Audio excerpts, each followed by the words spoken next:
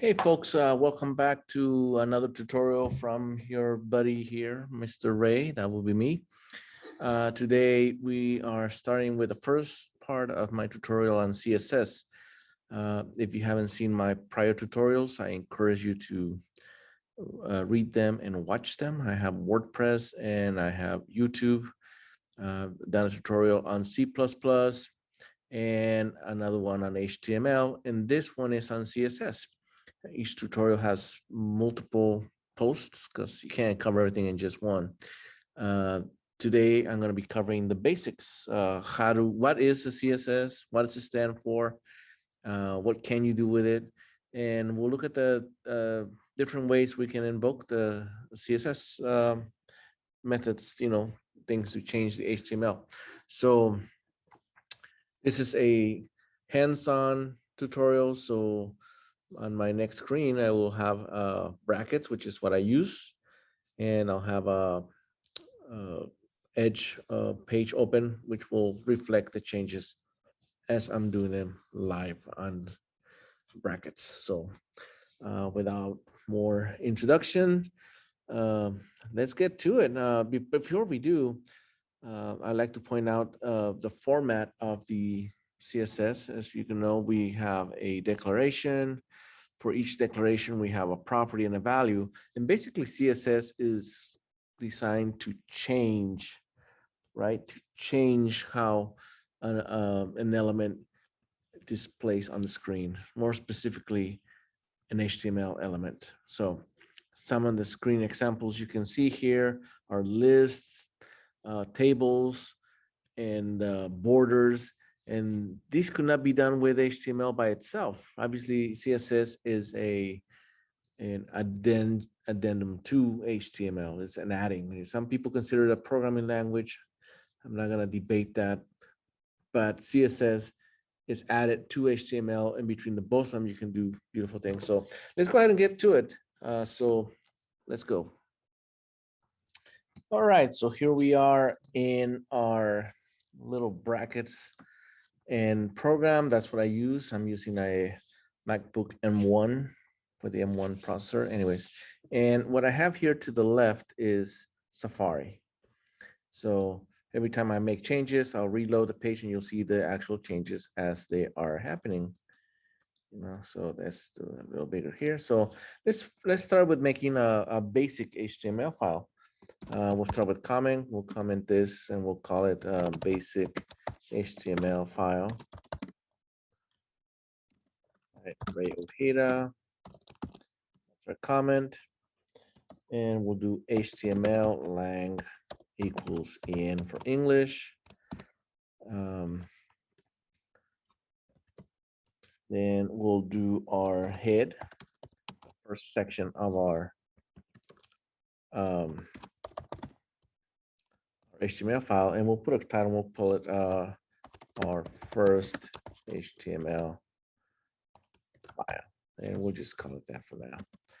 And we'll do the body,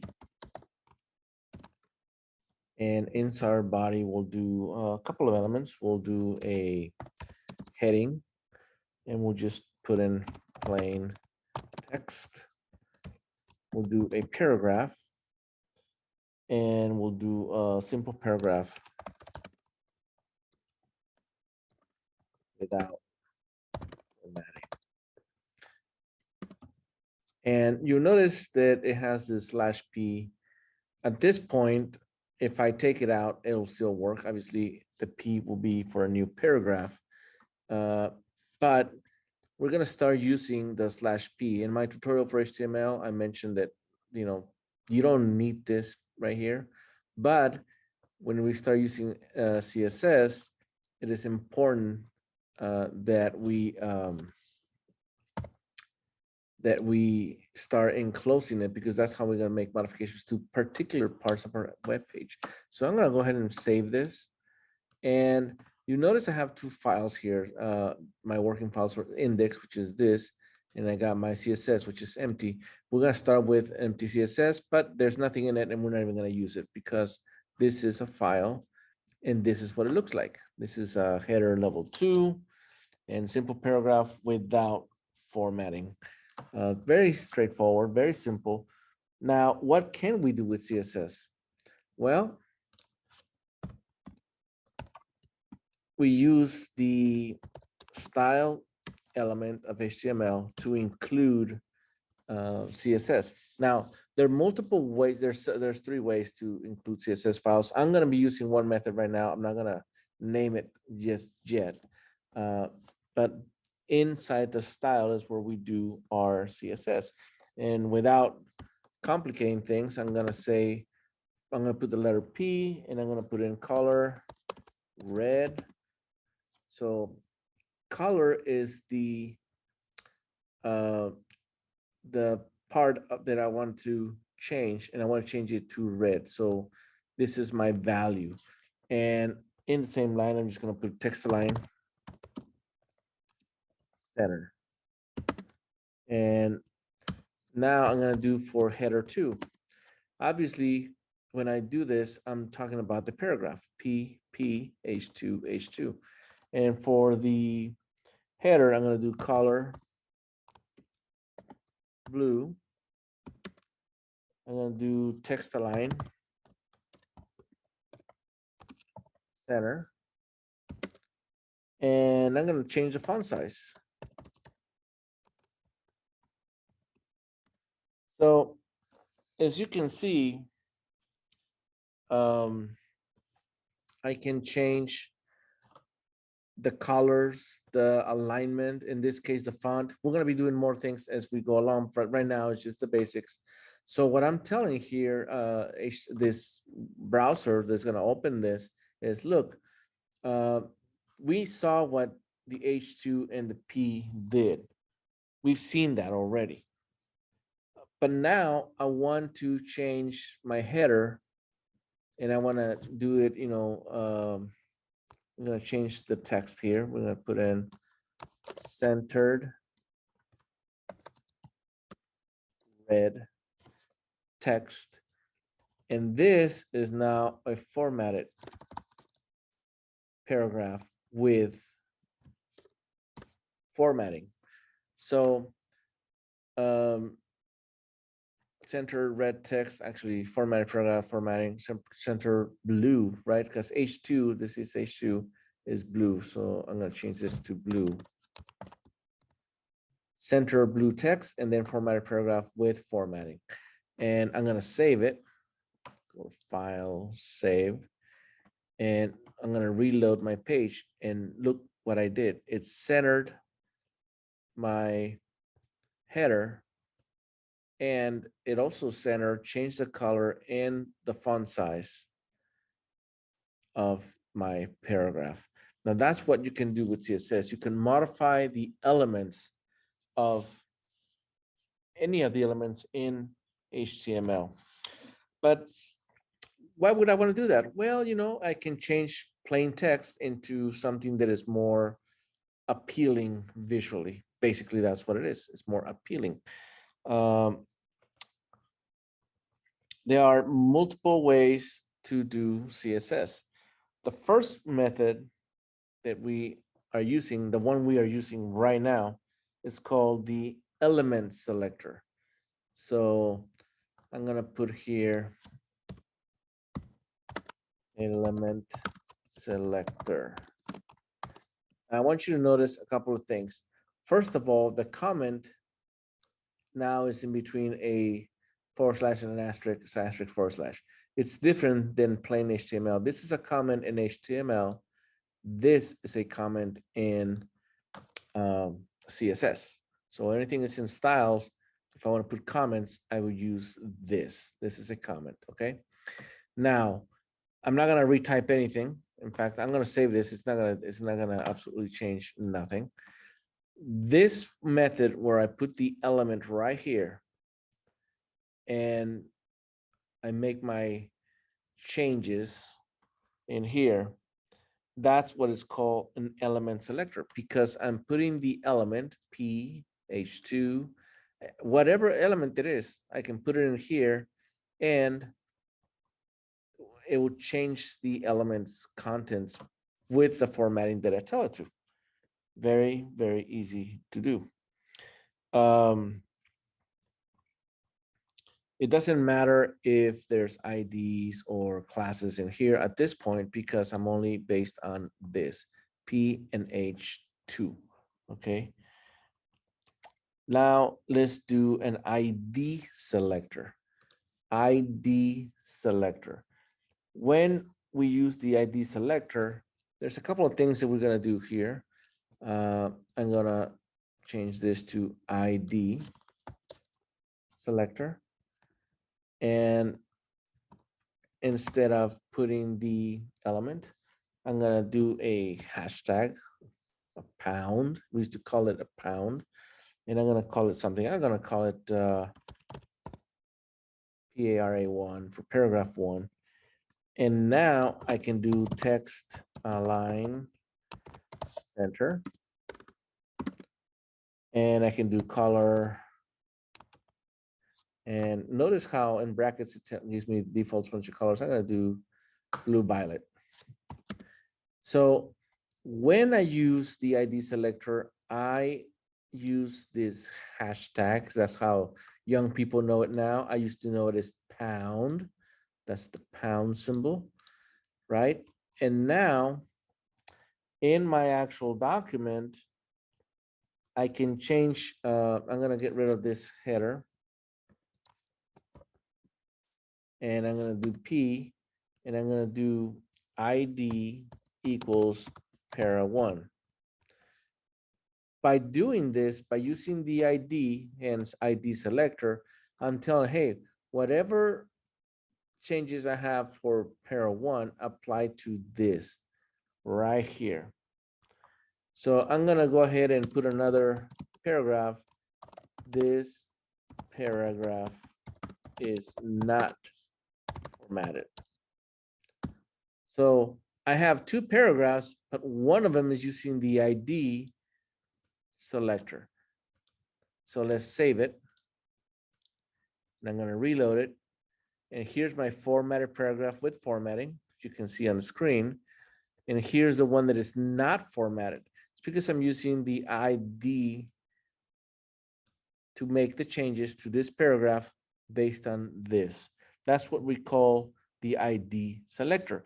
A similar way of doing this is calling the class selector.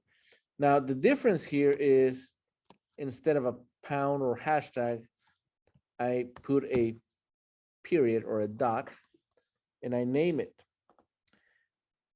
I'm going to use basically the same example, but I'm going to call it, instead of saying ID, I'm going to put in class. Class equals, and then I call it whatever I want it to do. This is a class selector. I'm using the same example. Instead of having a hashtag and a ID, I'm putting a period and calling it a class. And I'm going to save it. No changes should happen. It should be the same. They're very, very similar. Now, they can be used differently, but in this particular case, they're very, very similar. So the difference will be that one, I type the word class, and the other one, I use the word ID, right? That is the main difference. Another example, I'm going to do another example with this. Let's say I wanted, that's okay, but let's just to make sure that it's different than the previous one, I can do font size 300%. Yes, I can do percentages as well as points. So I'm going to save it. Now I'm going to reload it and look at the size of this paragraph. It just went up. It got bigger because I'm using the font size to 300%. Not pixels, not anything. It's percentages. So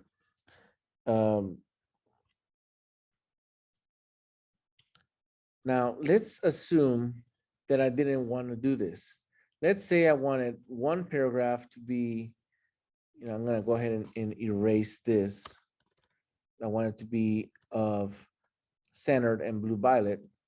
And I'm going to do para2 to be font size 200%. And look what I'm going to do here. And just, well, I'm going to leave it like that. Para 1 and para 2. Now, this is para 1. Here, I'm going to call it para 1, para 2. So I am going to use two definitions in the second paragraph. Is formatted, and I'm going to put the word twice, but it's not formatted twice. It's formatted differently. So I'm going to save this, and I'm going to reload the page. Now I have my formatted paragraph, which is centered and blue violet. Here it is. Then, but I'm putting here in this class, I'm putting two classes. I'm doing also the other one, which is 200%. See how the size is bigger? So when using classes, you can do multiple classes. Now, what if I had also a text align left? I'm going to do this, text align left. Now, first thing you can think is like, well, there's a conflict. What's going to happen? Well, in CSS, the last element to be called is the one that affects the document. So if I reload it, now this is no longer centered. See, it's to the left. Now, if I was to change this to 2 and then 1, I'm going to save that. And there it is. So because this one is defined at the end, I'm going to move them around.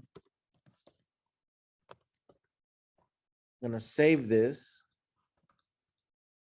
And there it is. Now it's centered again because the last one is to be centered. The first one was to be aligned to the left. Very, very straightforward. Okay, so we also have what is called the universal selector. So let's do a universal. So as the name stands, it means affect everything. Now, I'm going to delete all that. I'm going to delete this and this. Okay, I'm not going to do any formatting. I want you to see what that looks like. I'm going to save it and reload it. There it is, formatted paragraph with formatting. The paragraph is formatted differently. See, they're different. There's no formatting. This is what HTML will look like. But let's say I want to affect everything. So the universal selectors is an asterisk. If I put an asterisk, I can do text align center font size 200%, color, I'm going to do sky blue. Okay, I'm telling you, they do all these to everything. I'm using the asterisk. That means a universal selector. Now, when I do save and I reload, look at this. It made it big. It made it very big. I'm going to change this to I don't know, 75%, I guess you can do that. And I'm going to reload it. Oops. And look how small it made it, right? So I can affect the size of everything just by changing one variable there. There it is, 150%, sky blue, centered. Here's my two paragraphs, and I'm using the universal selector. That is the asterisk, the universal selector. Finally, and before I go into the different ways of calling the CSS, there is what we call grouping. Grouping. I'm going to type this grouping selector. And it's not really a name, it's not really a thing. It's more of a combination. Let's say I can do H1. This is a, I'm going to say H1 text align center. Color, and I'm going to do a different color now, crimson. Sure, why not? And let's say there's a paragraph and I'm gonna do the same, and I'm gonna do H2 the same. Now here I'm gonna delete this, and I'm gonna call this one H1, which of course now I gotta do the equivalent over here. The same here with H2. The paragraph I'm gonna do in between. There. So I have a header level 1, a paragraph, and a header level 2, and all these three do the same. They centered and have the same color. So how does that look? Well, let's take a look at it. And there it is. There's my paragraph, my level 1, my level 2 heading, and there's my paragraph. But do I really need to do each one of these? Well, grouping means I can do H1, comma, P, comma, comma, P, comma, H2, and delete them, right? I can delete them now. I'm gonna save it, and I should see the same thing. And there it is. It's formatted the same way. Nothing changes. So grouping means I can do multiple elements right here instead of doing one by one. Okay. We've seen what different types of calling the CSS, but how do we actually do that now that we have our CSS? Now that we know we can call CSS, there's basically three ways of doing CSS. Now, the method I'm using here is called internal. This is internal, and I'll put it in here. Internal, and I put here CSS. That's it. This is internal because what I'm doing, now I'll go ahead and save it. Obviously, when I reload it, it's not going to change because I'm not doing anything. What I'm doing here is putting it inside the style right here. I'm doing the style inside of my head, and this is called internal. There are another two ways of doing this. The other one's called inline. And since I'm gonna not put the style thing, I'm gonna do inline CSS. I gotta use the comments and HTML. Now, what is inline? Inline means I can do it inside each one. So I can do H1 style. Well, it doesn't matter if it's lowercase or uppercase, but I'm gonna do style equals, and then in quotes, I'm gonna put whatever I want. Let's say color, aqua, semicolon. I can do text, line, center, semicolon, and for the paragraph, I can do style equals, and I'm gonna just do text size, or I'm sorry, font size. Font size. I'm gonna do 200%. And I'm just gonna do that. I'm gonna leave it like that, and we'll leave the H2 by itself. This is called inline. What it is basically I'm putting the word style inside the elements of HTML. So I'm gonna save it, gonna reload it. There's my paragraph for my header right there. Make this a little bit bigger. See, there it is. I'm making it aqua, and I'm assigning it my paragraph. This is not center, it's just 200%. Look at the size is bigger. And H2 is not formatted at all. That's the normal formatting. So this is what it's called inline, because when I'm doing the elements, it's when I'm putting the word style and doing the changes that I require. The one where I put style over here, it's called internal.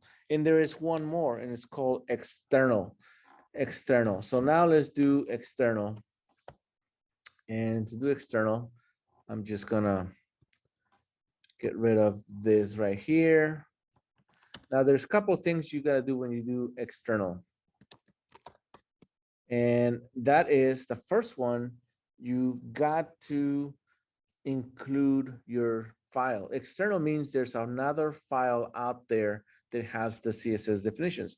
So I'm gonna use the link, and I'm gonna do this relative, it's gonna be style sheet. I'm also gonna put in the type, text, CSS. And finally, I'm gonna do the H reference. And I'm just gonna call this one my CSS.css. I can put in whatever name I want. So what I'm telling here is, look, there is a file, a style sheet that is named my CSS that has my definitions of what I want to do. Now I conveniently have this file here, CSS, there's nothing in there. Now, because this is a file that's going to be included, remember now the comments, my first external CSS file. Comments have to be done in CSS style. Now I can change the body, for example. The body means everything in HTML. I can do background, background color. And I'm gonna change the background color to chocolate. Why? Well, just because I think it's cool.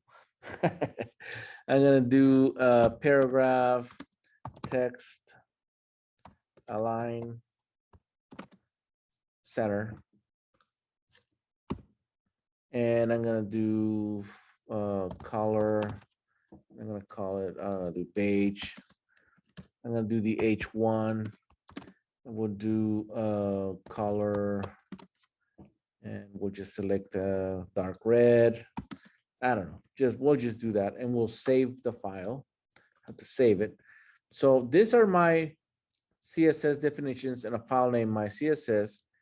Here's my index, and here's my link to that file. I have saved this. Now I'm going to go and reload this, and I made the changes. So you don't see anything inline or internal, but I am telling, look, go look at this file. When I go click on it, first of all, for the body, I changed it to chocolate. This is chocolate. I centered and make beige my paragraph. There it is. And then I did dark red for my header, which is this one. I believe that's the header one, right? And here's my header one right there. So anyways, that is how you do external files in CSS. This concludes the first CSS part of my tutorial, first part tutorial. I hope you liked it. The whole purpose of this part one was to introduce you to what CSS can do. Basically, you can modify any element and the ways of calling them, whether it's the ID selector, the class selector. It can be done inline, external, or internal. So I hope you like it. If you do, please like and subscribe. So thank you very much, and I'll see you for part 2.